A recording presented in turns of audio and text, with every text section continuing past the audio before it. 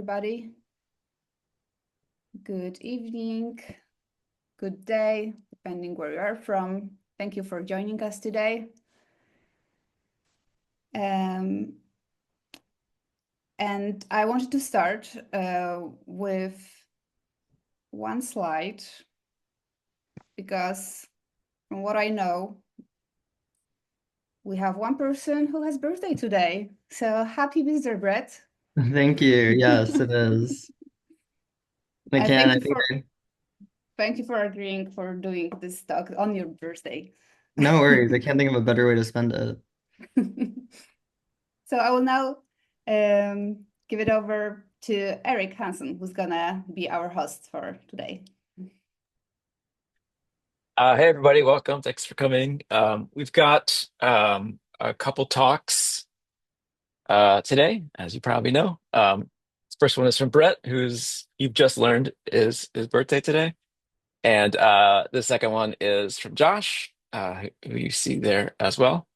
Um, and yeah, this is the pre Codebeam America talk, or sorry, uh,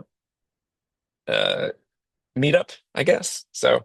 Um, I think, yeah. So I guess we could just get started, perhaps. So Brett's going to go first. Brett, do you want to introduce yourself and your talk, please?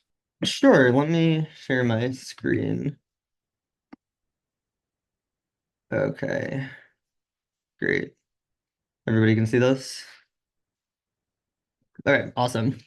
So yeah, hi, I am Brett Kolodny. I'm a software engineer in New York City. And I've been using Gleam for probably about 2 or 3 years at this point, which is kind of wild to think about since Gleam version 1 only came out this past year. And I was really drawn to the Gleam coming from somebody who learned Rust, learned Elixir, loved everything about Rust, but loved the function like actual functional language, functional programming of Elixir, and really loved the Beam. And so when I first heard about Gleam, it's kind of a match made in heaven. And Gleam has come a really long way since I started using it back in 2022 or whenever it was. And so this talk is just going to kind of go over some of really awesome packages in the Gleam ecosystem and show you what a full stack application in Gleam might look like. So the first thing I want to say is that, I'm not here to tell you ditch Erlang and Elixir and start using Gleam right now. This more so, I just want to show you, like I said, what Gleam kind of looks like, what some of the benefits are, and maybe that'll appeal to you for adding Gleam to your other project. Everybody in the Gleam ecosystem and Gleam community loves Elixir and Erlang. Constantly using it, trying to add Gleam to our existing Elixir and Erlang project. So just wanted to throw this slide in there from the start. So just quickly for the people who aren't familiar, what is Gleam? So Gleam is a statically typed language that compiles to both Erlang and JavaScript and has extremely easy interoperability with both of them. It's also sort of a batteries included language. So what I mean when I say that is it has a language server built into CLI, syntax highlighting, everything like that, just ready from the get-go. An amazing standard library. And once again, like because it compiles to Erlang and JavaScript, the entire existing ecosystems for those languages are really readily available. So it's not constantly having to reinvent the wheel. If you have a really favorite library in Elixir or Erlang that you want to use within your Gleam project, it's super easy to get that set up. Same thing with JavaScript. So yeah, what do I mean by static typing? So here you can see a very easy example. In Gleam, since we have static typing, I can define a type person, give it some fields, a first name and a last name, and a function that takes that person in and prints out a greeting. And because the Gleam compiler is looking at your types and analyzing it, it can immediately tell before you even run the program that, person.name does not exist. And it'll throw a really, really nice error message saying like, hey, I see that you're trying to use a field that does not exist on this type of person, but it has these fields. And immediately before your code even hits production, you can see that, you probably meant first name or last name or a combination of the two. So again, super easy, super nice, and just really nice to have. I was talking about interoperability before. This is sort of a really easy example of it.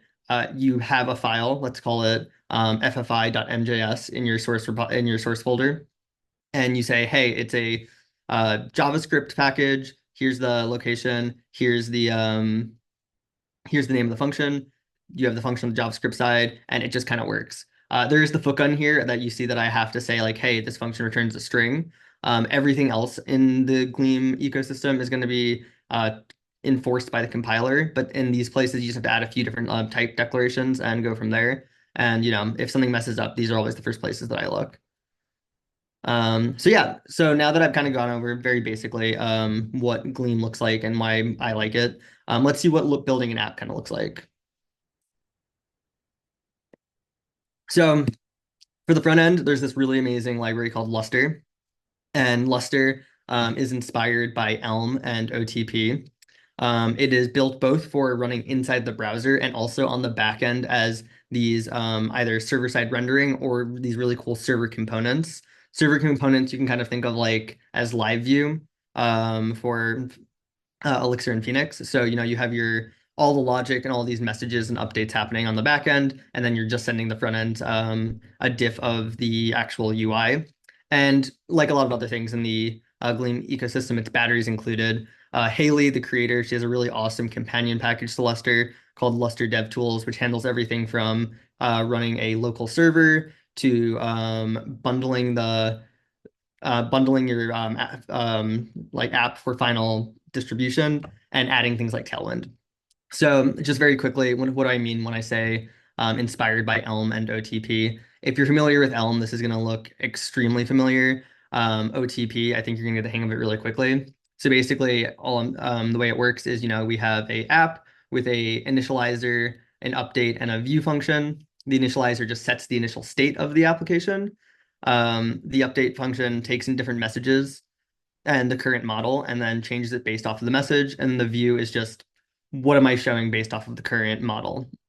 So, you see this in my head, very similar to the patterns we have with something like a gen server. Backend, there's a really amazing library called Wisp. Wisp, it's a little bit more practical. I shouldn't say practical. It's a little bit simpler and more straightforward than a library like Phoenix. Phoenix is amazing. I love Phoenix so much, but I know that as a new user getting into Phoenix, I was very confused by the macros and that kind of stuff. Something that I really like about Wisp and Gleam is that, Gleam doesn't have macros, which can definitely be frustrating at times. But at the same time, that means everything you see is kind of what you get, and it's really easy to understand it. So like just digesting this sort of main request handler in a Wisp application here. What are we doing? We're pattern matching on the different like paths that the request could be taking. So, if it's API user sign in, we have this little to do notation. So we're saying we're going to implement it later. If it's API posts with an ID, we can handle that. And if it's anything else, it's not found. Very simple, very maintainable, and no magic. So if that's something that really frustrates you about some existing libraries in like a lot of different ecosystems, then I think you'll find yourself at home with Wisp. And then obviously for persistence, we need access to a database. And you might be thinking now that I've said that Gleam doesn't have macros, how do you handle things like database connections and SQL? Is it all manual? Luckily, no, there's an amazing package, like I said, called Squirrel. Squirrel, what it does is you give it a bunch of different SQL queries just in, standard SQL files, like thing that you'd be used to, something that you could be using existing tooling to interact with. And it will look at your Postgres database, figure out the types for all these files, and then generate functions like this.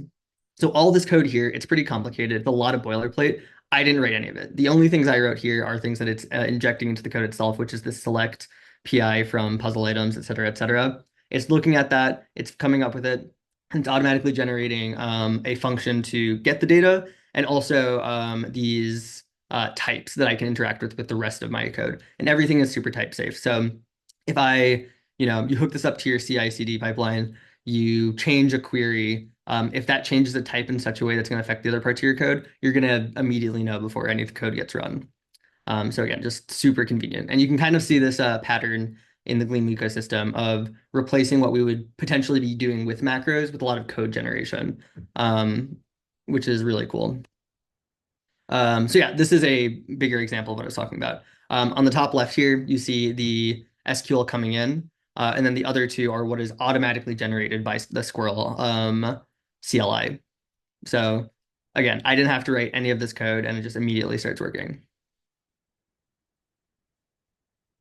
So let's build something. And more so when I say that, I mean, like, let's go through and look at how all of these pieces fit together a little bit more. I'm not going to attempt to do a live programming exercise here. That seems like a disaster for the short amount of time that we have. So yeah, what does a Lustre front end look like? So again, going sort of clockwise around here, we have a model. In this case, I'm building a website in which people can anyone can just like post a blog post and then have a permalink to it. So my model is two different models. I have my home model, which maybe, let's say, it's a list of post previews, so all the most recent posts on the website, and then a view post model, which is just a single post. Maybe it's in it's like a /post/UUID. I have my messages, so on route change. That's whenever a user is going to be changing the page, going from the home page to a specific blog post. I have API returned post previews, so that's that list of different previews. And I have my API returned post, so like an individual one. I have my update function, which is just going to be every single time a message comes in, it's going to be pattern matching on which one it is, and then performing a different thing to change the current model. And then I have the view, which is just going to be looking at what the current model is and giving a front end to the user based off of that model. In the middle, I have these shared types. So these are types that exist both on the that I'm going to be using in the backend and the front end. And again, because Gleam compiles both to JavaScript and Erlang, I can use these types across the two of them. And if I change one, it's going to automatically give me error messages both on the front end and on the back end if I need to make any updates in either of those pieces of code. So a pattern might be like if I wanted to add a new piece of data to this, update this type post here, and then follow the error messages until everything compiles again. And something that really cool, again, you might be looking at this and think, that's a lot of boilerplate. I don't really want to be writing that. Well, in a recent update to Gleam, we now have a code action for that. So just like that, you make your type, you do a code action, and it just generates all of the decoders and encoders for you, which is super, super useful. We have our Wisp backend. So again, a very simple backend for this would be, the like index, get all the posts, view, and then a UUID. So that's like a variable over here. Get that to get all the posts. Anything else, just throw not found.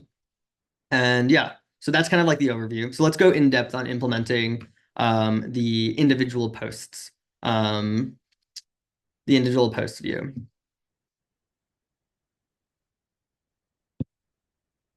Okay, so starting from the front end, I've highlighted sort of the code flow here. So in our init, we set up our package modem. It's another really awesome package in the Lustre ecosystem, and it's going to handle everything, emitting those messages any single time that the browser changes pages, whether it's just from a normal link or someone going back in browser history, etc. So we say match on the current URI, do an on route change event either for this route or the home route. Within the update, we have on route change where we are returning the result of route to model and effect. Down here in the route model to effect, we are again pattern matching on the route. If it's the home route, return a default home model with like no list with no posts yet because it's still loading. And then fire off this get post previews. And then if it's a view post, we have a UUID. We're going to do the same thing, create the model for the individual view and try to grab that post by UUID. And again, as you can see here, the get post by UUID function, super simple.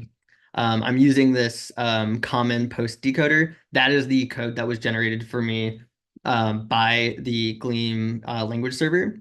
And then when it finally does get that post, fire off this API returned post event. So basically, let's say you get a link to a blog post that your friend made. You click on it. The way the code is going to go is it's going to get the on-change root event right when they load up the page. It's going to find the model and set off the HTTP request to get the post by UID, and now it's going to be waiting for that response. On the back end, right, you look at our handle request, we see a view UUID post. It's going to pattern match on that. It's going to jump into the get post by UUID function over here. We're going to be, again, pattern matching on the trying to convert the UID from a string to this typed UUID. Again, using the get post by UID automatically generated code from Squirrel that we used before, and then finally returning back a JSON response.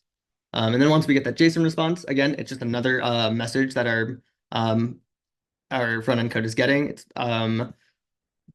we're updating the view post model based off of that, and then we are automatically updating the view. So now the view is going to have a new post in it, and it's going to show off this final set of HTML. And if this looks kind of ugly, you're used to either JSX on the front end or those really nice Phoenix templates on Elixir. Yes, I totally agree. It definitely looks weird, but you definitely get used to it. And I've kind of learned to prefer it in some cases, just because, you know, it's normal Gleam code. There's nothing extra to learn here. Yeah, I think I blitzed through that a little bit quick, but some time for questions for sure. And if anyone wants me to go back, I'm free to.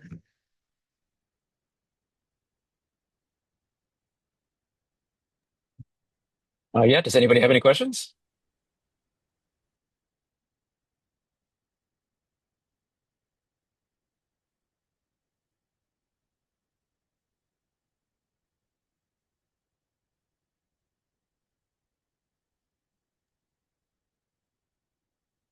Nobody?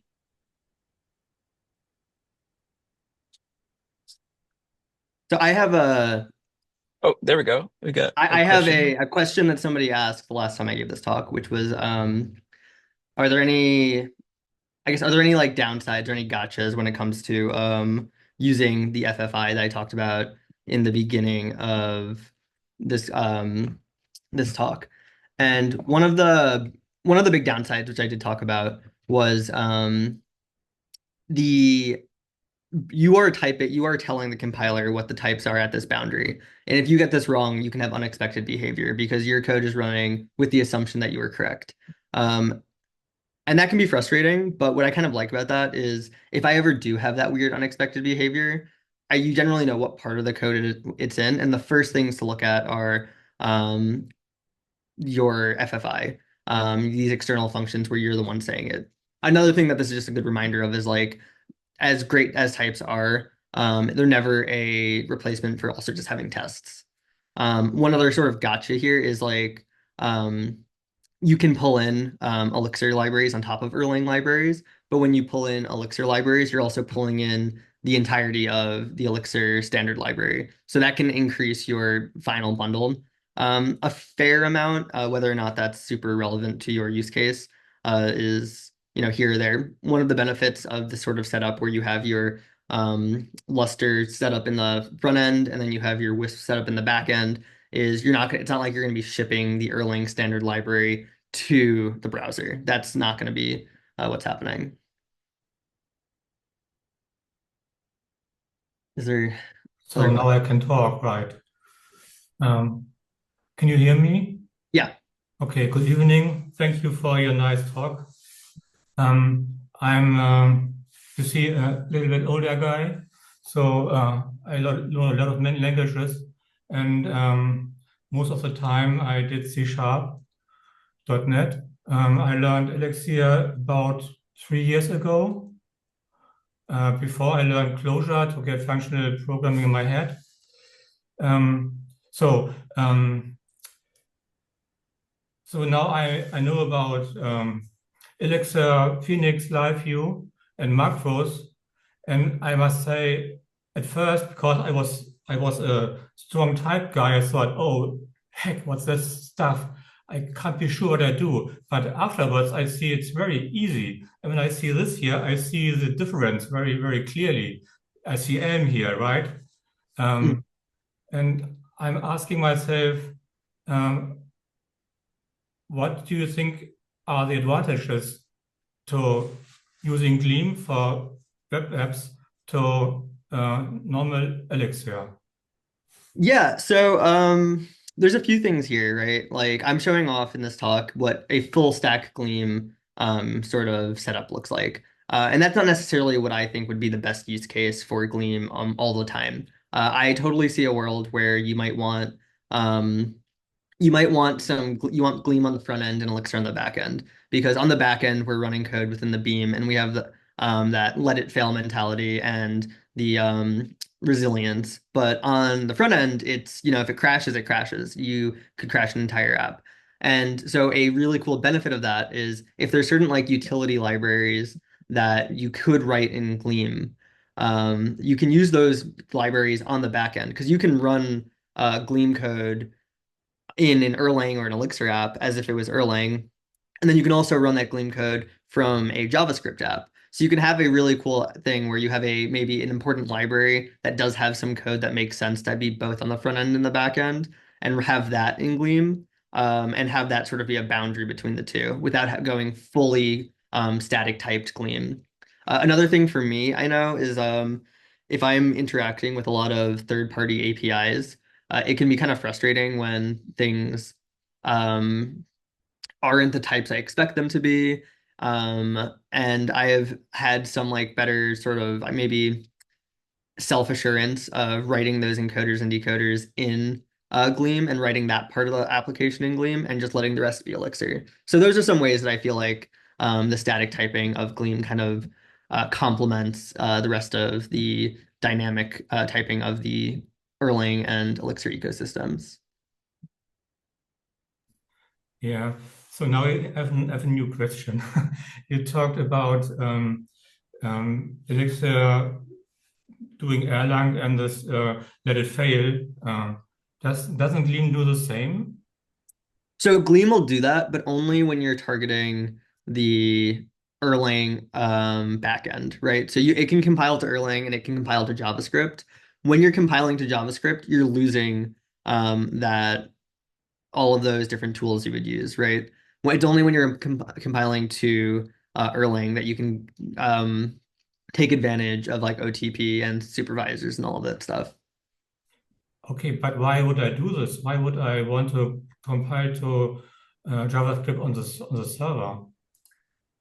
So one big thing for that is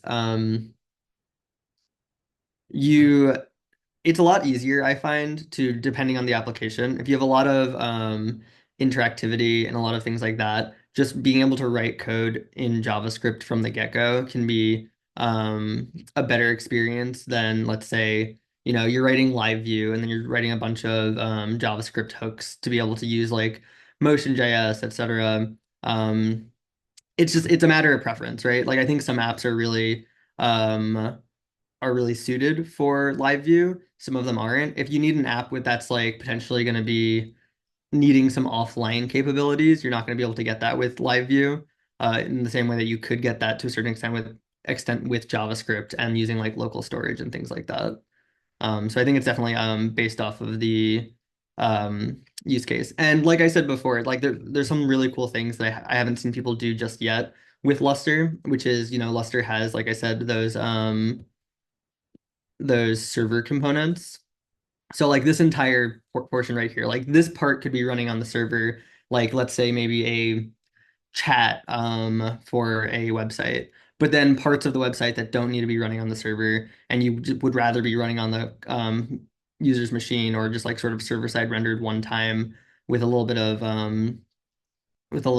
interactivity, that part could be in JavaScript. So Haley's done a really great job making Lustre as flexible as possible. And I'm really excited to, see what people do with it. Cool. Thanks for those questions. We've got a couple other questions in the queue here. I think Raul might have been first, and then there's another one in the chat. Yeah, thank you. Amazing presentation, Brett. Happy birthday also. Thank you. And uh, I was wondering because you're using Lustre in the Wisp, so I guess in Wisp, so I guess you're targeting Erlang. But I was wondering, in your use case, did you target did you, your client side in Lustre is targeting JavaScript, or is it targeting both the server and the front end? Like how do you make use of Lustre in your for your use case? If Yeah, that so makes this sense. example sort of application, I tried to just figure out um, as simple of a sort of application I could think of, just for the sake of showing something that made more sense for this for this webinar.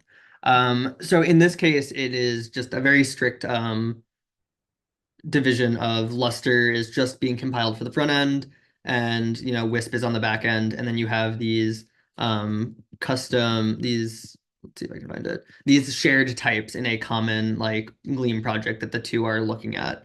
But like I said, I've done some like playing around where you have maybe like a little chat widget for talking to support that is a Lustre server-side rendered component, and then separately you have the rest of the application, which is a Lustre JavaScript component.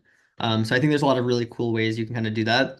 And the interesting thing about that is I don't know if the people here are familiar with Astro, the JavaScript framework for making making websites. They've come out with server islands. So instead of having a mostly statically generated site with a few little islands of interoperability, they have a mostly statically generated site with a few islands of server side like rendered stuff, basically like live view. So I think we're seeing a like broader trend in the field of moving more towards doing more stuff on the server, like we've seen with live view.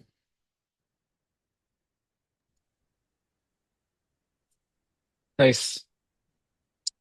Um, so we actually need to jump over to Josh, but before we do that, uh, Brett, there was a question for you if you could share, asking if you could share the repo. Maybe Yes, paste that in the chat if you can, and then there's still this question in the Q&A, and maybe you can reply to that in in the chat chat. or Sorry. on Twitter or something. Yeah, sounds good. Cool. Awesome. Thank you.